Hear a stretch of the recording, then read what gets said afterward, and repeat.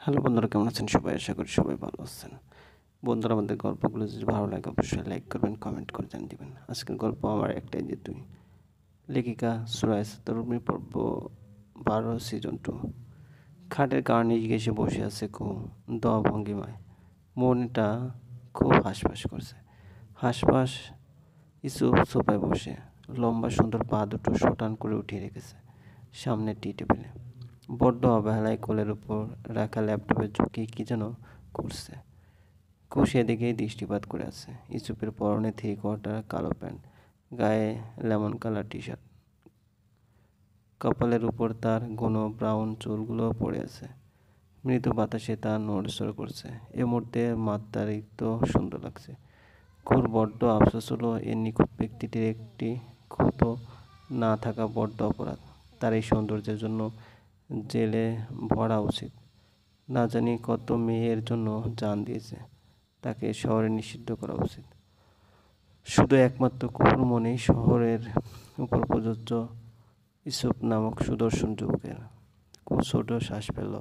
তখনই মনের মাঝে উঁকি মারল দুপুরের ঘটনাটি। মনের মাঝে এবার দুঃখ দুঃখ পেল। ইসুপের পাশের সিট থেকে পৃথাকে নামতে দেখে ঘোর মাথায় আকাশ যেন ভেঙে পড়ল। পৃথা ইসুফের দূরের সম্পর্কে চাচাতো বোন হলে তার মনের মাঝে ইসুফের জন্য ফিলিংসের অভাব ছিল না। একই সাথে পড়াশোনা করতো তারা। ভার্সিটিতে ইসুফ ভাইয়ার সাথে নির্লজ্জের মতো লেপ্টে থাকতো, যা চোখ এড়িয়ে যায়নি খুব। সেদিন হিংসে না হলেও আজ হয়েছে বড্ড হিংসে। যখন গাড়ি থেকে নেমে ইসুফের হাতে তার হাত ঢুকিয়ে নিজের সাথে লেপ্টে ধরে, তখন কুকুর মনের কোণে তীব্র থেকে তীব্রতর ব্যথা হচ্ছিল। অসহায় মুখে চেয়েছিল পাশে থাকা মনীষার দিকে। মনীষাও হতবাক। সে কুকুরকে ইশারা করলো, যার অর্থ তেমন কিছু না, তারা শুধু বন্ধু। কিন্তু কুকুর আবেগে মন কি মানতে চাইতো? কুকুর গোমরা মুখে চেয়ে রইল তাদের দিক। প্রেতা তখন হাসি হাসি মুখে শুধালো, আরে কুকুর যে, কবে এলে? তোমাকে দেখতে পাবো বলে আশা করিনি। ভালোই হয়ে এবার আড্ডা জমি হবে, তাই না ইউসুফ? তাই না ইসুফ? কথাটি বলে চিমটি কাটল পৃথা ইসুফের হাতে। ইসুফ আহ করে উঠে চেঁচিয়ে বলল, রাক্ষসী, খামচি দিচ্ছিস কেন? এই বদ অভ্যাস কবে যাবে তোর? পৃথা ইসুফের কাছে গিয়ে ফিসফিস করে বলল, তোমাকে বিয়ে করার পর। ইসুফের দাম্ভিক মুখখানায় তখন নেমে এলো আধার। সে থমথমে কণ্ঠে বলল, আমি বিয়ে করে নিয়েছি পৃথা। পৃথা তখন মাছি তাড়ানোর মতো হাত নাড়িয়ে বলল, মজা করো না তো, সবসময় দুষ্টুমি। ইসুফ তখন সিঁড়ি দিয়ে উপরে যেতে যেতে বলল, আমি বিয়ে করে নিয়েছি পৃথা, খুব আমার বউ। আর আমি মজা মোটেও করছি না। ইসুফ উপরে চলে গেল। পৃথা মাথায় যেন গোটা আকাশটা উল্টে পাল্টে পড়ল। পৃথা ফ্যাল ফ্যাল করে চেয়ে রইল ইসুফের দিকে। মনের স্বপ্ন সব ভেঙে রাশভরি মনটা নিয়ে দাঁড়িয়ে রইল হা করে। সে আজ এসেছিল ইসুফকে তাদের বিয়ের কথা বলবে বলে, সারপ্রাইজ দেওয়ার জন্য। পৃথার বাবা মোহিত কাল দেশে ফিরেই সোজা আসবেন এখানে, কিন্তু এখানে এসে সে নিজেই সারপ্রাইজড হয়ে গেল। কিন্তু পৃথা, সে কি থেমে যাওয়ার পাত্রী? মোটেও না। এত বছর ভালোবেসে এবার সে ফাঁকা হাতে ফিরবে? না না, একদম না।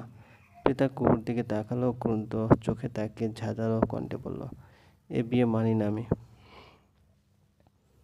কু তখন মিষ্টি এসে বলল, আপু, মানো বা না মানো, ইসুফ ভাই আমার অর্ধাঙ্গ আর আমি তার অর্ধাঙ্গিনী। পৃথা কিরমির করতে করতে লাগলো। বিড়বিড় করে বলল, আমিও দেখবো কতদিন টিকে এই ঠুনকো বিয়ে। কী এত ভাবছিস? ইসুফের ঝংকার তুলে চমৎকার কণ্ঠে কু ভাবনার পাখি উড়াল দিল।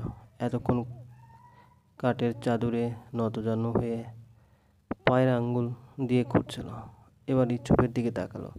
ইসুফ ভ্রু কুঁচকে কুয়োর পা থেকে মাথা পর্যন্ত পর্যবেক্ষণ করে বলল, শরীর খারাপ লাগছে কি আবার? কু দুপাশে মাথা নাড়ল, যার অর্থ না। ইসুফ আবার বলল, তাহলে এভাবে চুপ করে বসে আছিস কেন? কুয়ো কিছু বলল না। ইসুফ ইশারা করে বলল, কাছে আয়। কুল উদাস মনে ধীরে পায়ে হেঁটে গেল ইসুফের দিক। ইসুফ ওকে ঝুঁকতে বলে কু ঝুঁকতে ইসুফ তখন তার হাতে উল্টো পাশ কপালে হাত টেকাতে কুর শরীর ছন্দ তুলে কেঁপে উঠল। কু খিচির চোখ দুটো বুজে নিল। ইসুফ বলল, জ্বর তো নেই একেবারে, ওষুধ খেয়েছিলে? কুর ছোট উত্তর, হ্যাঁ। খানিক চুপ থেকে আবার মুখ খুলতে বেশি এলো পৃথার কণ্ঠ। সেই ইস্যু ইস্যু বলে চেঁচিয়ে এদিকে আসছে। ঠিক তখনই কি হলো, সে এক অভাবনীয় কাজ করে বসলো। ইউসুফের কোল থেকে ল্যাপটপ সরিয়ে দ্রুত তার কোলে বসে পড়ল। আর তখনই আগমন ঘটে পিতার। পিতা সেই স্থান নাই করে দিয়ে ইউসুফের গলায় চুমু খেল। আকস্মিক এমন ঘটনায় ইউসুফ বিস্ময়ে কিংকর্তব্য বিমূঢ়। সে কুকুর দিকে বিস্ফোরিত চোখে চেয়ে। পিতার চোখের সামনে এমন একটা ঘটনা ঘটতে দেখে বিব্রত বোধ করলো। আর চোখে আবার চেয়ে দেখলো কুকুর এখনো ইউসুফের কোলের উপর বসা, সরছেই না, উল্টো তার দিকে তাকিয়ে আছে নির্বিকারভাবে। পৃথা দু হাত কচালে বলে উঠল, সরি, বুঝতে পারিনি এমন কিছু। কথার মাঝে কথা কেড়ে নিয়ে বলল, আপু, না বোঝার কি আছে? একজন দম্পতির ঘরে তাদের পারমিশন ছাড়া ঢোকা ব্যাড ম্যানার্স জানেন না বুঝি? যদি না জেনে থাকে মেনে নিন, তবে আপনার বন্ধু এখন বিবাহিত, হুটহাট করে তার ঘরে আসা শোভা পায় না। প্রতিটি কথা ধারালো তরলের মতো আঘাত করতে লাগলো। রাগে দুঃখে কেঁদে ফেলল সে। ইউসুফের দিকে আর একবার তাকিয়ে কাঁদতে কাঁদতে হুড়মুড় করে বেরিয়ে গেল সে। ঠোঁটে তখন বিশ্বজোর হাসি। ইউসুফের কোল থেকে সে উঠতে নিতে বুঝতে পারে কারো শক্তপোক্ত পাতে বাঁধা। শুকনো ঢোক গেল, তার গলা শুকিয়ে কাঠ। সে মৃদু কাঁপছে, হাড় চোখে ইউসুফকে দেখে উঠতে চাইল কিন্তু ব্যর্থ। ইউসুফ তখন কেমন করে যেন চেয়ে আসছে, খুব ভয়ে ভয়ে তাকিয়ে দেখছে। ইউসুফের মসৃণ গালের টোল পড়া বাঁকা হাসিতে বুক ধিমড়ো ধিমড়ো করে তবলা বাজাচ্ছে। শেষ হইতে পারছে না এই মিষ্টি অসহ্যতা। শ্বাস এবার ঘন হতে লাগলো। মিনমিন করে বলে উঠল, ছাড়ুন ইউসুফ ভাই। ইউসুফ তখন আরও চেপে কাছে নিয়ে এলো কুহুকে। কুর মতোই কুর কপালে, ঘালে, গাড়ে, তারপর গলায় তার ঠোঁট বিচরণ করলো। কুর শ্বাস এবার গাড়ে হতে লাগলো। ঘন ঘন শ্বাস ছাড়ছে ইউসুফ। তখন কুহুর কানের কাছে তার ঠোঁট এগিয়ে নিল। কুহু খিচিয়ে চোখ বন্ধ করে আবার ইউসুফের তা দেখে হাসি পেল খুব। কিন্তু হাসিটুকু এবার গিলে সে ফিস ফিস করে বলল, আমি কারো ধার রাখি না। কেউ আমায় কিছু দিলে তার 4 গুণ ফেরত দিই। কুহু তখন স্তব্ধ চকিতে চোখ খুলে তাকিয়ে দেখলো ইউসুফকে। সে আয়েসি ভঙ্গিতে মাথা হেলে চেয়ে দেখছে কুহুকে। কুহুর জিভ কাটল, নিজের পাতা চলে মুখ থুবড়ে পড়ল। ইউসুফের দিকে আর চোখে আরেকবার তাকিয়ে লাজুক হেসে সুমন্তর হয়ে গেল মুহূর্তেই। ইউসুফ কুহু যাওয়ার পানে তাকিয়ে হাসলো, বিড়বিড় করে বলল, পাখি এবার নিজেই খাঁচায় বন্দি হতে চায়। চলবে। গল্পটি ভালো লাগলে অবশ্যই লাইক করুন আর কমেন্ট করে জানিয়ে দেবেন।